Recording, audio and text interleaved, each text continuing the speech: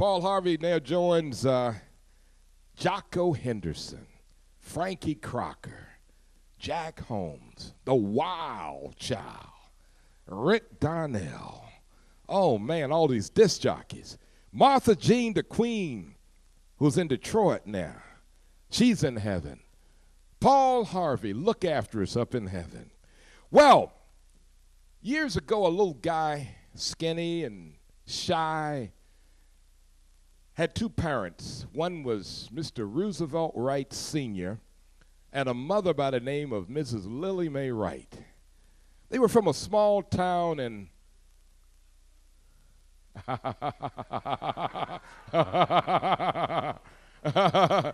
the town is about 45 miles south of another town where the U.S. Navy's got a big fleet. Oh, boy. Well, the U.S. Navy's got a big fleet, all right? Well, this young man's father was an electrician, and he worked for the U.S. Navy during World War II. And then when he came back home to Elizabeth City, which is only a few miles down the road, he became a motion picture projectionist for a company that had movie theaters around Navy Town and around this other town in northeastern North Carolina. There was also part interest in radio stations. And one day, can you imagine a little young guy on a bicycle, and the bicycle's spokes are doing this? Riding up down a dusty old road, and there it sits. A radio station. Yeah, Elvis, the one you described, man. In an old house, 1240 on the dial, tower right next to it. And there was an MG. I never forget this day. It was beautiful. I was probably about 14 years old.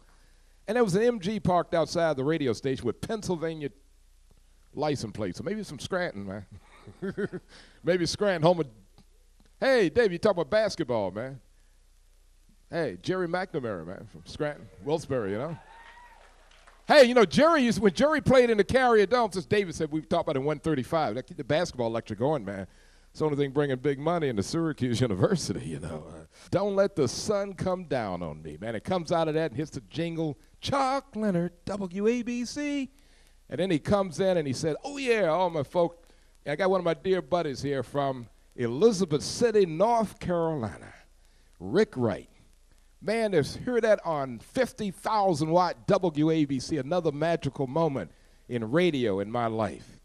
Now, the point I want to make, though, is that this guy who came up in this small town of Elizabeth City, North Carolina, discovered a university called Syracuse University in an encyclopedia one night. And I never realized that Mrs. Mosille Spellman, who was a librarian, who put a library together for all the neighborhood kids, and she knew I was crazy about radio and film. She used to buy books especially for me.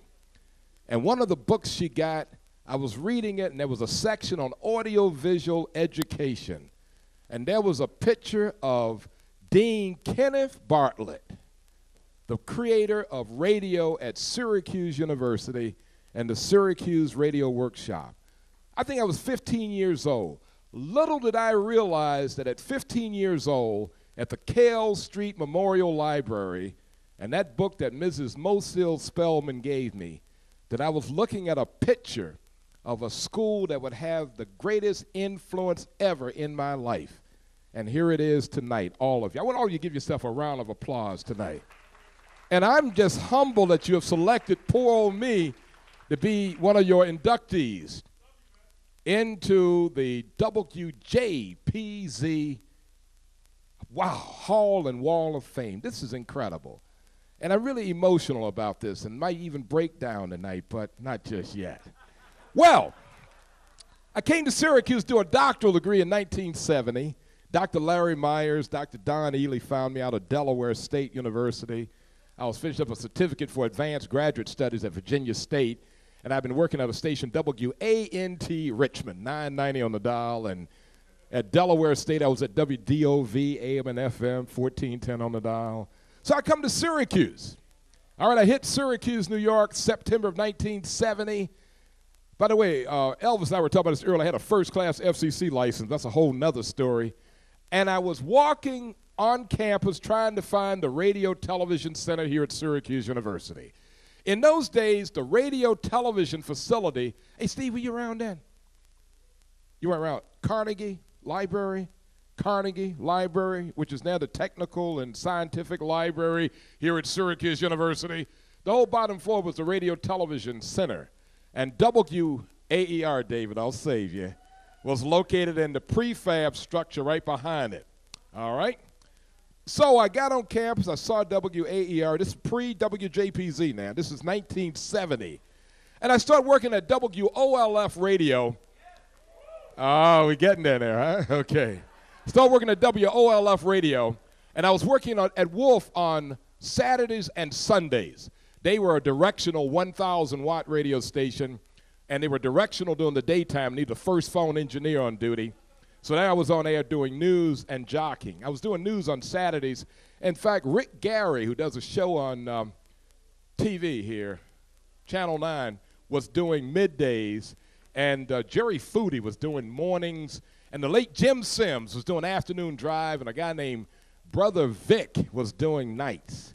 And then, of course, one time I got a phone call from my man Frank Small and Frank Chicorico through the incredible memory of Dick Pizzaroos. Dick, who was working as the head of audio services here, said at WNDR needed needed an engineer. So I go to NDR and become Rick Wright all through the night.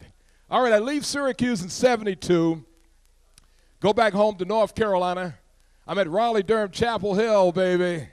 I'm working. You got Radio Scotty. Did you get it, Scotty? Oh, I did hold it out a little bit longer this time. If anybody should have won this tonight, Scotty McFarland. I love him to death. He's being verified right now by Big Dan Austin. He got it, okay.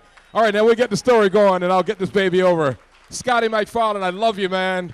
I got a nice email from Scotty McFarland the other day, and he told me he was coming up, and Cox Television, the White House correspondent for television, Washington, D.C., and, hey, Scott, I got to meet the president, man, so we'll hook that up later, all right? Okay, now, I'm in North Carolina for that year on faculty at North Carolina Central University. I'm working at WDNC, the flagship station of Duke Blue Devils.